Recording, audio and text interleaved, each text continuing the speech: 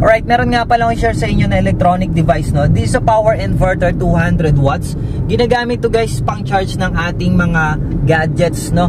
So ito is pina-plug lang sa ating car cigarette lighter. Ayan, makikita nyo dito. Ito yung car cigarette natin. Ipa-plug lang natin tong device na to, and then magko-convert siya ng 220 volts. Okay? So tara, subukan natin. Itabi muna natin yung ating sasakyan, no?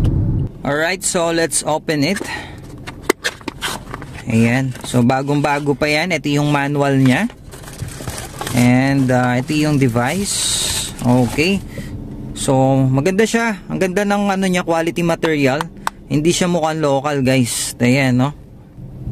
Okay, then plug lang natin siya dito. Ito yung car cigarette natin, 12 volts. And then ayan, digital display pa siya, astig, oh. And makikita nyo guys yung power output. Ayan, 220 volts. So meron din siyang switch off dito. Uy, meron din siyang fan. Ayan, makikita nyo. So meron tong ano guys, overheat protection. Meron din siyang over voltage protection. Meron din siyang low voltage protection. Meron din siyang short circuit protection.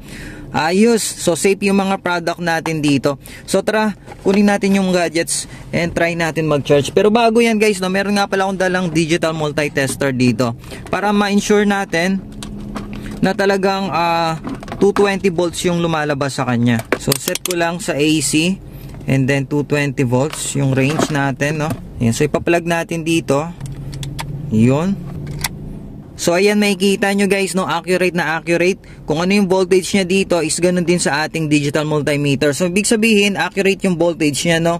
Alright, then plug natin yung adapter ng laptop. Ayan. Okay, then ito yung laptop natin guys.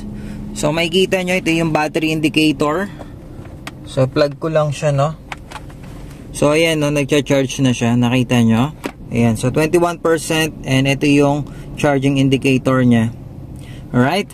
And at the same time, syempre, pwede rin tayong mag-charge ng ating mobile phone.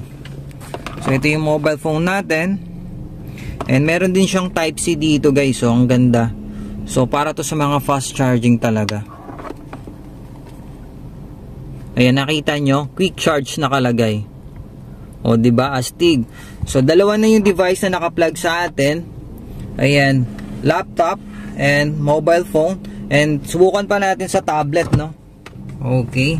So, kung makikita nyo, meron siyang USB port. Plug lang natin dito. Alright.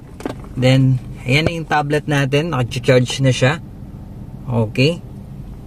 So makikita nyo guys, no, tatlo na yung naka-plug sa atin. Mobile phone, tablet, at saka yung laptop natin. So nothing to worry guys, no, kasi meron tong over voltage protection. And then yung init niya is normal lang yan kasi syempre ginagamit natin siya, no, may mga naka-plug. And makikita nyo meron din siyang fan, which is very helpful, no, para malas yung init na itong device na to. Okay, so astig niya talaga, meron siyang display. Makikita nyo yung mga voltages niya dito. Okay, so ayan, 5 volts dun sa USB 1 and then 4.9 volts. Ayan, so USB to 0 siya kasi dalawa lang yung nakasaksak, no. So actually pwede pa tayong mag-plug ng isa pa.